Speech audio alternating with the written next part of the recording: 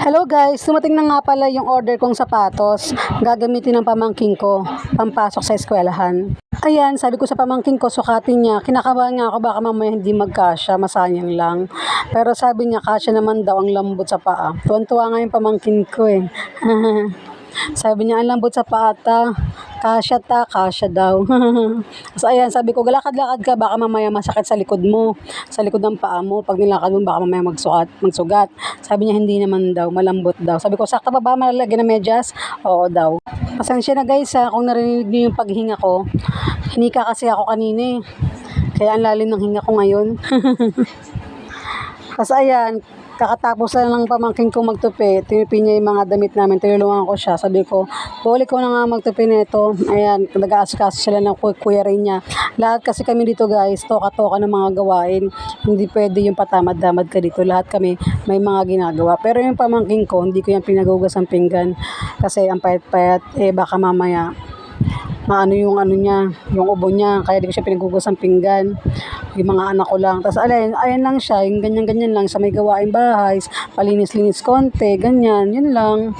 Syempre, yung mga bata dapat tulungan natin sa mga gawaing bagay. Turuan natin sila sa mga gawaing bahay.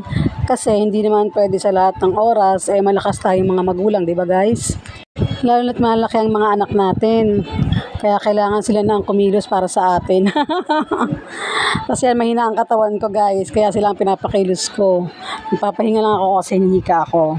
Tapos ayan, tinutupin nila yung mga damit. Tapos pinagsasalansan nila sa may drawer. Ayan, si Buol, tsaka si Rain. Nakatapos lang magsampay ng anak ko. Siguro kaya ako inatake ng hika kasi kahapon natuyuan na naman ako ng pawis. Naglaba kasi ako, 2 basket yung nilaban ko, mano-mano, ang dami. Puro puti pa naman yun.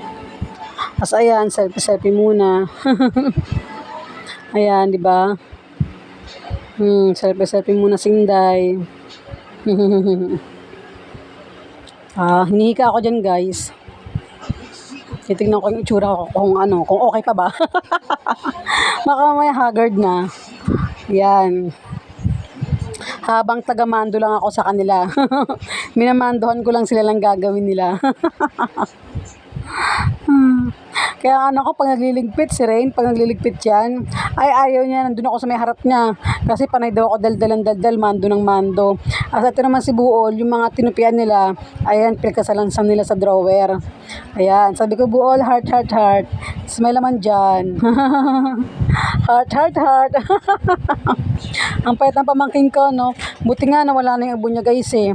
Napagtyagaan sa gamot eh. Nakaraan kasi nung dito sa akin niya pumunta, grabe niya ang ubo guys. Ang tagal niya na pala may ubo. Buwan na pala. Buwan na yung ubo niya sa katawan niya. Buti nilang nagamot ko. Tapos ayan, yung pang-spray ko sa asthma ko, pinapakita ko. Tapos dumating na yung ito yung sapatos na in-order ko para sa pamangkin ko. Mura lang naman to guys. Nasa 200 lang siya. Sabi ko nga dyan, I hope magkasya to sa'yo Buol. Baka mamaya hindi to magkasya. Buti naman guys, nagkasya siya. Ayun, habang nagtutupi sila. Ayan, maganda rin yung sapatos. Tapos ayun, pamangkin ko. Pagkatapos na niya maligo. Ayan, sabi ko mag-merienda siya. Nag-makeup ka?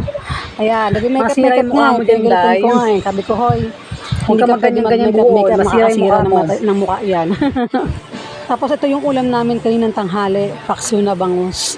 Ayan guys, pinatuyuan ko yan sa mantika, sa may sabaw, pinatuyuan ko yan siya.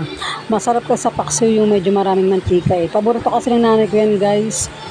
Syempre, ilang araw nang may nararamdaman na ko. Syempre, alam ko magugustuhan niya yung paksiw na bangus. Sige guys, ang ganito na lang. Salamat sa panonood.